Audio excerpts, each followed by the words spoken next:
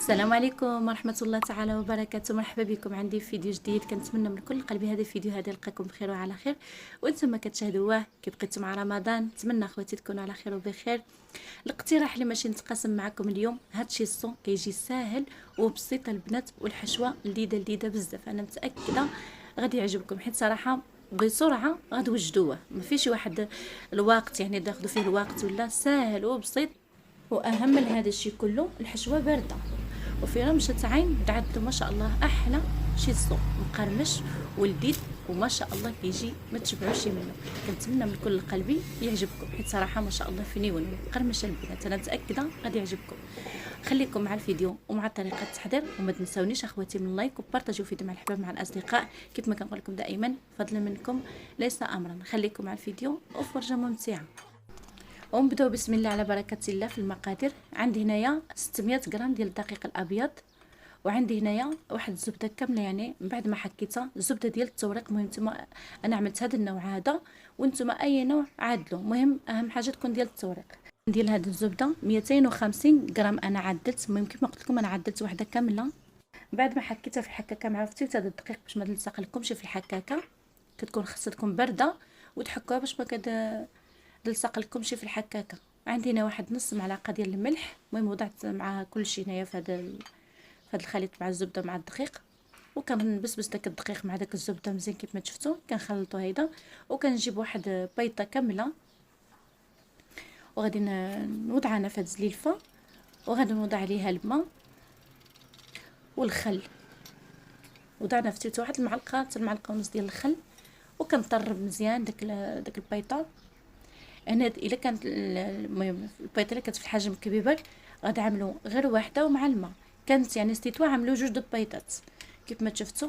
هنا عملت عليها الماء، وكنحاول نجمع بالماء، الماء يكون شويه بارد، وكنحاول نجمع العجين. ماشي كدلكوها، يعني كنحاولوا تجمعوا بالريوس الاصابع ديالكم فقط.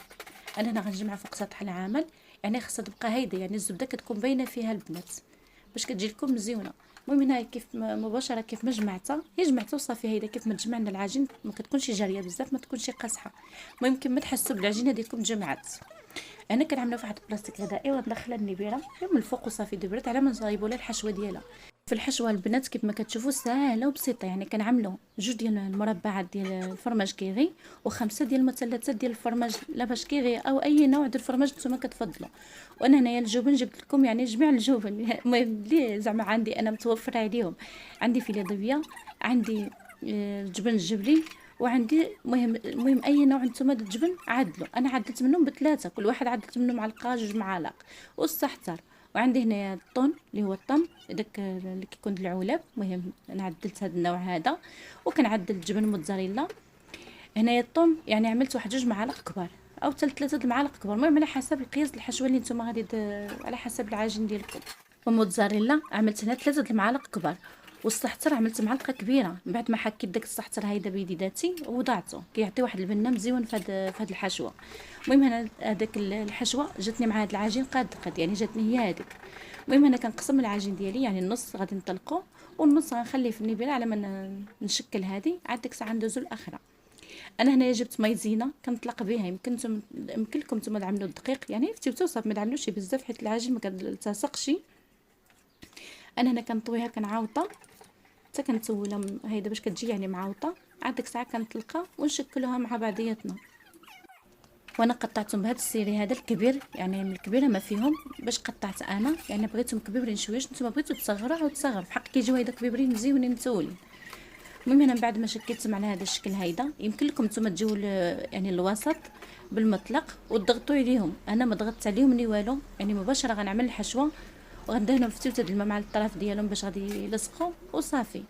المهم نتوما يمكن لكم تجيو بالوحده وتضغطوا عليها في الوسط وتعمروا الحشوه باش تجيكم سهله. انا لا ما عملتش غير ما تعملوش الحشوه بزاف باش تشد لكم مع يعني باش تشد معكم داغيه. هنا كندهنوها في تلت الماء مع الطرف ديالها كيف ما شفتوا، وغادي نشدوها. كنجبدوا واحد فتيوته هيدا كيف ما كتشوفوا معايا الفيديو، يعني هاو شارح نفسه، يعني ساهلين ماشي يعني صعابين. كتحاولوا تدخلوا داك الحشوه بالصبيعات ديالكم وكتضغطوا عليها كيف ما كتشوفوا على هذا الشكل هيدا، وكتضغطوا.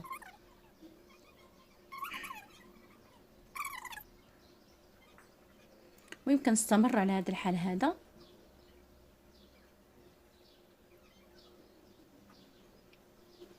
حتى كنكملوا هذه الكميه اللي عندنا كامله البنات. انا الا بقات لكم شي بليصه ما عملتوا لا شي الماء، كتعبلوا هي الصبيعه ديالكم في الماء وكتلصقوا. حنا كنضغطوا بواحد الصبيبعه وكنلصقوا بالاطراف الاصابع ديالنا كيف ما كتشوفوا ما شاء الله. والفيديو شرح نفسه يعني ساهله. يبقاو تمسحوا يدكم اللي ضغطوا على ديك الحشوه، مسحوا يدكم عاد ديك الساعه لصقوا الطريفات هيدا. المهم هنا من بعد ما كملت الاولانيين وجبنا العجين الثانيه طلقناها حتى هي. انا كندهنها معكم بالماء هنايا، عاد غنعمل الحشوه باش تجيكم سهله. انا هي ضغطوا على داك الطراف مزيان البنات باش ما يتفتحوش معكم. انا تفتحوا معايا في الفران في حق واخا هيداك جاو مزيونين، يعني حتى ملي كيتفتحوا كيعطيو واحد المنظر مزيون. المهم هنا من بعد ما عدلتهم هنايا في الطبسيل ديال الفرن، من بعد ما فرشت الورق الزبده جبت واحد جوج ديال صفر البيضه وعملت عليهم غير الخل فقط. وكندهن هاد المملحات ديالي كندهنهم كيف ما كتشوفوا، كندهنهم كاملين يعني بداك الصفر ديال البيضه مع الخل باش ما كتبقاش ديك الزفره. وهنا كنجيب واحد الكردون وغادي نثقبوهم، يعني داك كما كتشوفوا كنثقبهم، كنعملوا واحد التقيبات باش ما يطرطقوش معانا، وكنشرطوهم على هذا الشكل هيدا باش كيعطي واحد الزين مزيون. المهم كتزين كيجي عاطي المنظر مزيون. او يمكن لكم تعملوا السمسم فوق منهم او زرعه البافون، انا فضلت نعمل لهم هذا الزين هذا فقط كيجيو كيعطيو واحد المنظر مزيون. وهنا دخلتهم الفران عندي شاعل من الفوق ومن تحت يعني على الجهد ديالو كامل البنات. بعد ما خليتهم يطيبوا حتى يبداو يعني يشبر فيهم هيدا يعني كيتنفخوا كيوقفوا، عاد كنقلل لهم الفران باش ما يتحمروش بزاف باش ما يتحرقوش. انا من بعد ما كملتهم وخرجتهم من الفران عملت بعد منهم عملت لهم الجبن موتزاريلا من الفوق، وبعد منهم خليتهم هيداك نتوما كيف ما بغيتوا تعملوا فوق منهم الجبن موتزاريلا، بغيتوا تخليهم كيف ما هما، بغيتوا تعملوا زرعه البابو او ججلان، المهم لكم الاختيار. انا فقط نوريكم لي عدلت انا وانتم كيف ما بغيتوا. انا كنوريكم عن قرب الشكل ديالهم ما شاء الله كيجيو محمرين ومقرمشين البنات ولدادين البنات. هاد الحشوه هذه انا متاكده ما غتشبعوش منها حيت سهله، حشوه يعني بارده وسهله وفرمشه عين ما شاء الله كتوجد.